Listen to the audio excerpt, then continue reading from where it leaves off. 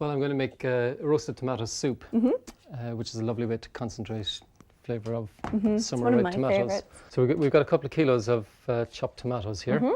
And into that I'm going to a couple of whole, actually quite a few, maybe, I think it's about 8 cloves of garlic. Whole, because this will all be blended later. Okay. A couple of sprigs of herbs which roast pretty well. We've got some thyme. And a couple of rosemary. Now you're just throwing that in whole stalks. Yeah. It No, doesn't. these don't mind that. They like a bit of roasting in the oven. And toss the whole thing in a little bit of olive oil. Quite a lot of olive oil ends up in the finished dish. But it makes it lovely and rich. Beautiful. Season that again with salt, just salt this time to start with. Just toss that a little bit, and if you wouldn't mind popping that in the oven. All right. Thank you.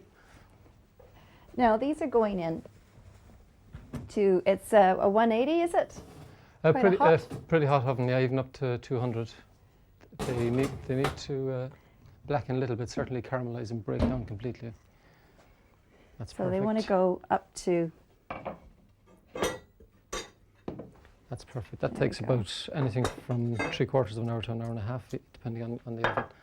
They're beautiful like that. So we'll just take out some of the twigs. And here we've got some onions cooking away there, which are cooked down nice and soft. Everything else from the soup is actually in the roasting pan. Okay.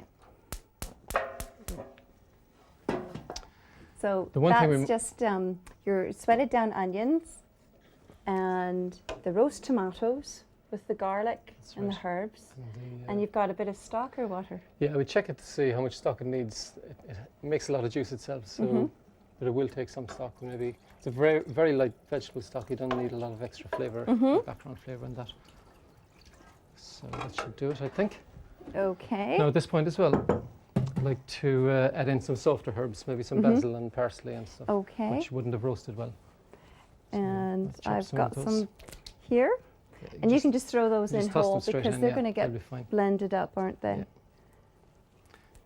And we'll bring that up to a boil and simmer it briefly, 10 minutes, no more. Everything's already cooked as much as it would want to be. Now, we're going to blend that. So we'll just take a portion in here. Smells lovely. It's roast tomatoes. It's pretty heady stuff, I think. You know, you can use this for a sauce as well. I quite often, when the soup is made, take a portion of the soup and add a little bit of cream to it. Reheat it, makes a lovely, lovely rich tomato sauce. So we'll just give that a quick zap in there. There we go. That should do it, I think. So we're going to have to sieve that out anyway. Because we've still got a lot of tomato skin and stuff. In there, so. Tomato skin's really quite unpleasant to eat, isn't it? It is, although I'm very reluctant to peel tomatoes, but sometimes you just have to get it out all right. But this is such a simple soup to make, isn't it? Oh, it's fantastic. I mean, you can stick it in the oven and go out and sit in the front garden for a while. And you can change it with the herbs, and you can add peppers to it, couldn't you? Absolutely, as the years go on, yeah. Yeah. Okay, should I move that over?